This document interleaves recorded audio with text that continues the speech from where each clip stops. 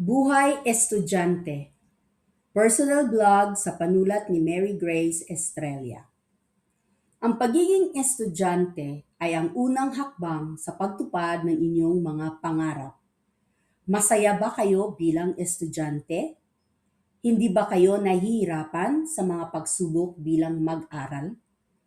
Alamin natin ang buhay estudyante sa blog ni Mary Grace. Bilang isang mag-aaral at sa aking obserbasyon, nalaman ko na ang pagiging estudyante ay kailangan ang sipag, tiyaga, lakas ng loob at ang pagiging aktibo. Dapat rin kayong hindi madaling sumuko sa lahat ng pinagdadaanan sa loob ng paaralan.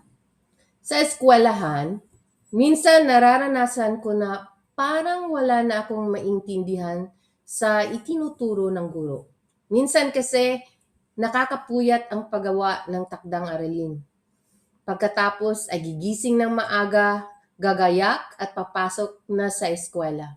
Sa mga oras na yun ay nagkaroon ako ng pangamba sa sarili ko dahil sobrang hirap ang pinag-aaralan. Pero, ganun pa man, ay naniniwala akong malalagpasan ko lahat ng pagsubok. Basta magtiwala lang ako sa sarili ko at siyempre, huwag din kalimutan na tumawag sa Panginoon dahil lagi lamang siyang handang magbigay ng tulong anumang hirap ang ating kinakasakdalan. Ang buhay estudyante ay minsan masaya, minsan exciting, at minsan ay tila ba sa sobrang hirap ay lungkot ang pumapasok sa isip natin at ang wag nang magpatuloy pa sa pag-aaral. Pero ganyan talaga. Sabi nga ni Alvin Santiago, student life is like a book. Some chapters are sad, some happy, and some exciting. But if you never turn a page, you will never know what the next chapter holds.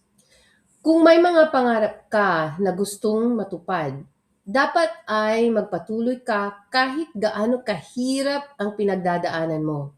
Hindi puro talino ang kailangan gamitin sa paaralan. Dahil aanhin mo ang mataas na grado kung hindi mo naman na-enjoy ang pagiging estudyante mo. Isa pa, ang realidad ng buhay ay talo ng masipag at matiyaga ang matalino. Para sa akin, ang buhay estudyante ay parang pagtatanim ng palay.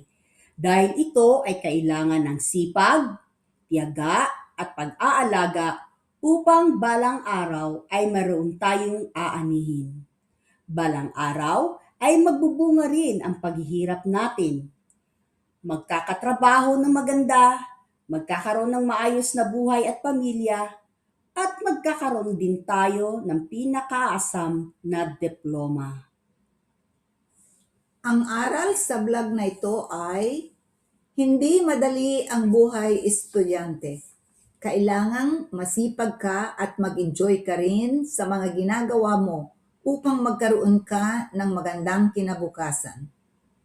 Kung nagustuhan ninyo ang pakikinig sa blog na ito, paki-like, subscribe at share sa aming channel. Maraming salamat po.